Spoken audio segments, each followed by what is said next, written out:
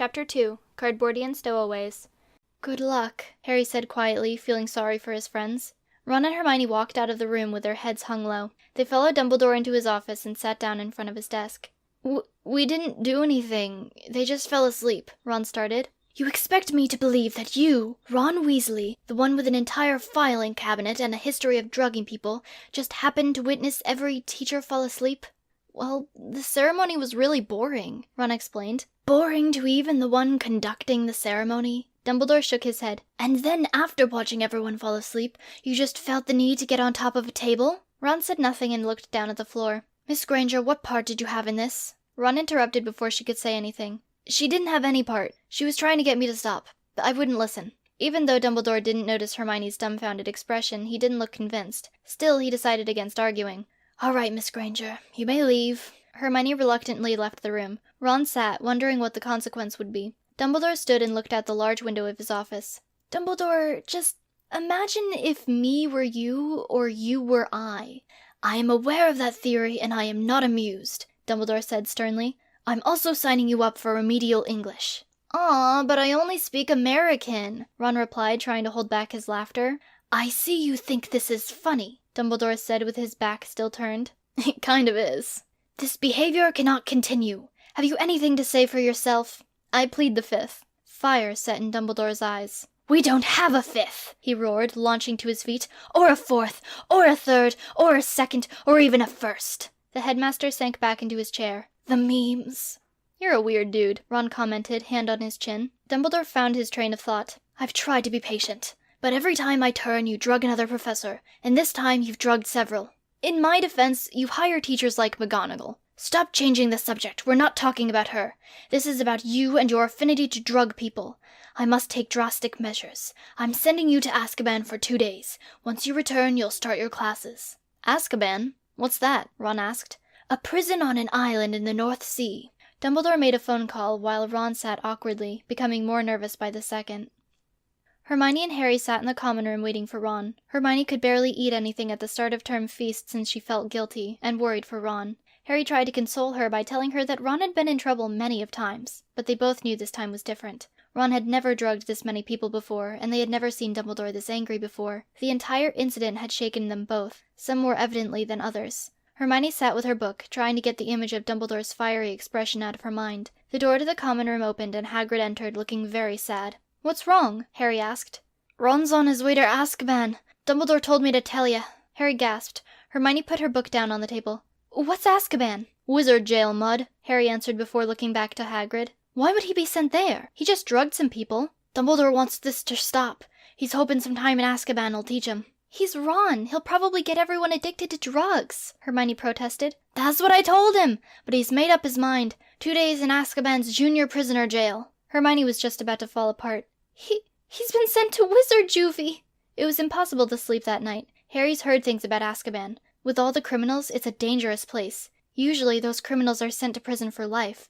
Harry's heard about all sorts of terrible rumors. Some say the guards eat your soul and deprive you of any happy thoughts. Another popular rumor is that most of the inmates have gone mad due to the conditions. Hermione and Harry didn't need their alarm clocks. They had been wide awake for hours. With minutes of sleep under their belts, they stopped at the cafeteria and grabbed some breakfast. Then they continued their plotting to visit Ron. Frustratingly, they came up empty-handed, as students aren't supposed to leave school grounds. Harry carried around a map and tried to think of some way to get to Azkaban.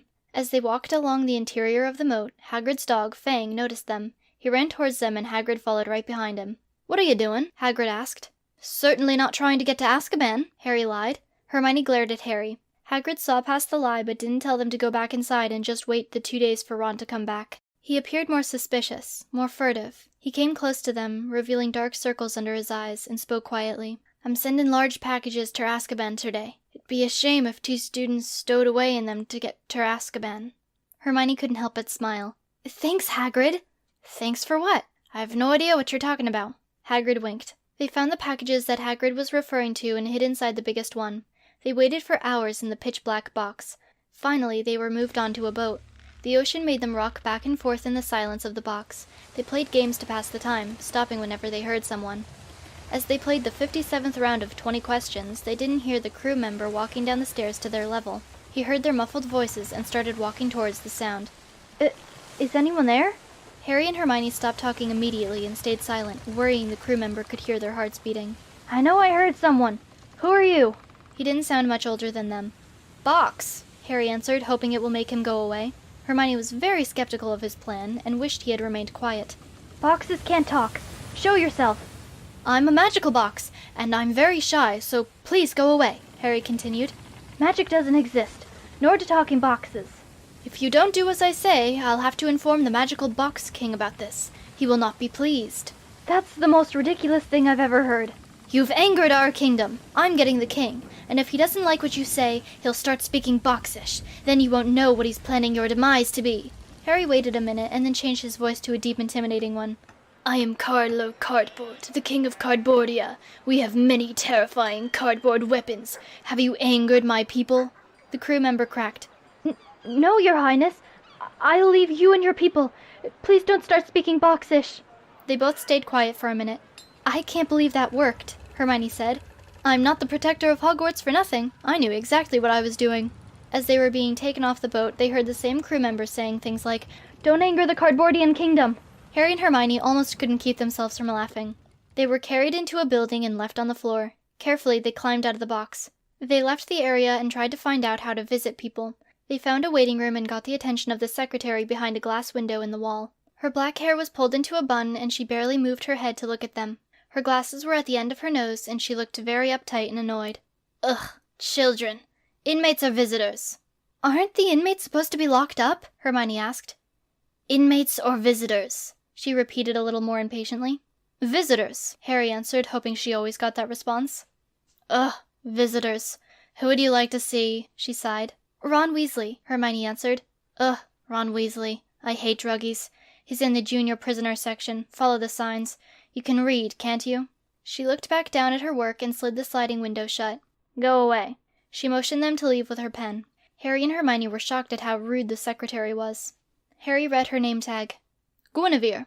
1 out of 5 stars. Just wait till your boss hears about my review. Yelp, yelp, yelp. She appeared not to have heard him. She glanced up to see Harry and Hermione still standing there. Get, she shouted. Only a muffled voice came through the glass, but they still left. They followed the signs and walked through the building. The walls of the prison were grimy gray stone, light bulbs were out everywhere, a lot of seats were broken, and the entire building felt cold and unwelcoming. They sat down in a visitor's window and waited for Ron. A pile of pieces of broken chairs sat in a corner gathering dust. The windows had bars instead of glass, though the shards of glass around the edges makes it seem probable that glass was once on all of them. A guard brought Ron into the room and then stood at the door. Ron sat in front of Harry and Hermione. Hey guys, how'd you get all the way up here? Ron asked. It's a long story involving a lot of cardboard, Hermione answered. Have the guards been stealing your soul? Harry asked. No, I'm practically running this place. Huh? Hermione responded. I've been telling everyone stories about how I drugged a bunch of professors, and they think I'm the coolest person ever. Plus, the guards are super lame. Harry took a closer look at the guard. He wore a long black cloak. The hood came down over his eyes and nose, the sleeves came down over his hands, and the cloak dragged on the floor. To Harry, this monster was incredibly creepy. There might just be a skeleton under that cloak. The 3 of them heard from one of the floors above. They then heard screaming, and the guard near them left the room. What? Harry asked. Oh yeah, that happens sometimes. I'm not sure why, Ron answered. They talked for a while and then found out about a few of the inmates.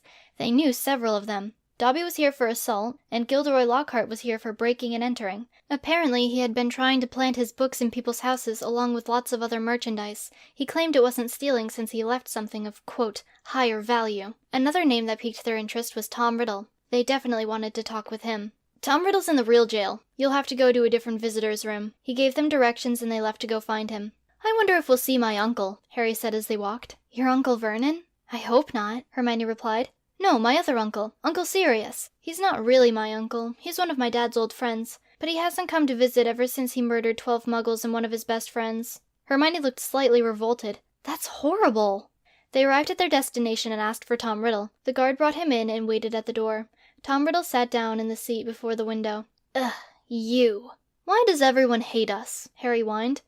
Are you plotting anything? Hermione asked. If I was, do you think I would tell you? Tom Riddle jabbed. Well, I didn't want to have to do this, but... Harry held up Tom's diary. We'll tell everyone about your creepy self-insert. Harry showed him the pictures he had drawn. How did you? Next time you should think about using magic to hide writing or drawing, Harry suggested. Hermione took the diary from Harry and flipped to the page that said Death to Hogwarts. What does this mean? Tom crossed his eyes, leaned back, and said nothing. Hermione looked at the book and remembered what happened when she put a branch through it. She looked in one of the corners of the room and noticed another pile of broken chairs. She took a metal leg of a chair and went back to Tom. Your diary has a hole in it. How about a second? Hermione started poking the book. No! Tom screamed. Fine, I'll tell you if you give me my journal back. Harry and Hermione looked at the book. They were confident there weren't any secrets left, so they reluctantly agreed. If you answer all of our questions completely, Harry added. Deal. Really quick, why did you kill Durmstrang? Harry asked. Have you tried getting work done in a forest with an annoying fat brat poking you with a tree branch? So I poked him with a tree branch. Harder. I understand that, but murder is never the answer, smoking citizen. I'm willing to bet you've tried to kill him before. That's not the point. What does Death to Hogwarts mean? Hermione asked. Tom Riddle sighed. We were planning on burning the castle down. We decided against it, though. Petrol is expensive. We? Harry asked. Who else was planning this? Hermione demanded. Tom Riddle kept his mouth shut. Hermione stabbed the book. Tom winced, but still remained silent. Hermione pulled the metal leg back to stab the book again when Tom said something. I've changed my mind. You can keep it. I cannot tell any more secrets. My mind is my chamber of secrets, and I shouldn't have revealed what I did. Hermione ripped some of the diary's pages, tore the cover, bent it in half, but each time she damaged the diary, it seemed to have less and less of an effect on him. Harry gave up and told Hermione they should leave. Hermione didn't want to, but she knew they wouldn't get any more information out of him.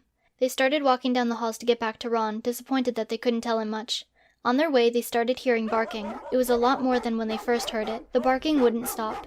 Guards ran all over the place looking terrified. Some cowered in corners and others left the building. The halls were filled with screams from guards wearing long black cloaks. A siren was soon added to the mix of loud noises and chaos broke out. The halls became a swirl of black cloaks as Hermione and Harry tried to get out of the way and think of what to do. The guards were very rude and hindered Harry and Hermione's escape. They were pushed into a small cubby off the narrow hall.